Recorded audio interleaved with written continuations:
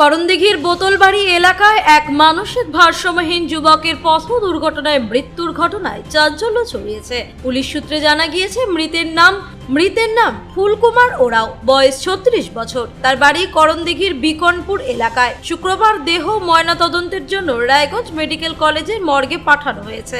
মৃতের পরিজনদের দাবি, মা বাবাহীন ফুলকুমার মামার বাড়িতে থাকতেন এবং মানসিক ভারসাম্যহীন হওয়ায় প্রায়ই এলাকায় ঘুরে বেড়াতেন। অভিযোগ, বৃহস্পতিবার সন্ধ্যায় কোনো অজ্ঞাত গাড়ি তাকে ধাক্কা মেরে পালিয়ে যায়। স্থানীয় বাসিন্দারা গুরুতর জখম অবস্থায় তাকে উদ্ধার করে পুলিশের সহায়তায় রায়গঞ্জ মেডিকেলে ভর্তি করান। সেখানে চিকিৎসাধীন অবস্থায় তার মৃত্যু হয়। ঘটনায় তদন্ত শুরু করেছে পুলিশ। স্থানীয় গ্রাম পঞ্চায়েত সদস্য রঞ্জিত ওরাও ঘটনার দ্রুত তদন্তের দাবি জানিয়েছেন।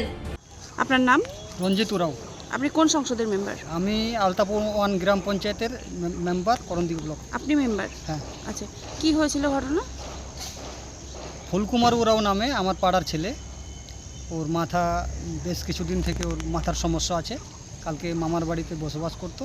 কালকে সন্ধ্যা 6টার দিকে গ্রামে যেভাবে ঘুরে বেড়ায় ওইভাবে বেরিয়েছে।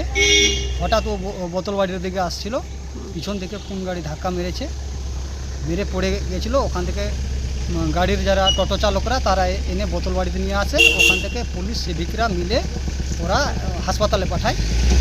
তারপরে আমাদেরকে ফোন করা হয়। তারপরে আমরা পরে আসি, এখানে এসে আমরা দেখি মারা গেছি হাসপাতালে। আচ্ছা, বাড়ি কোথায় ওনার? বিকনপুর। বিকনপুর। কি এমনি কোনো কাজ টাজ কিছু না করতে পারতো? এমনি মাথার একটু সমস্যা। মানসিক ভারসাম্যহীন ছিল। হ্যাঁ। বাড়িতে কে রয়েছে? কেউ নেই, বাবা মা মারা গেছে। মারা গেছে, পরিবারের কেউই নেই। না। রায়গঞ্জ থেকে বিথিকা পালের রিপোর্ট, কুলিক নিউজ।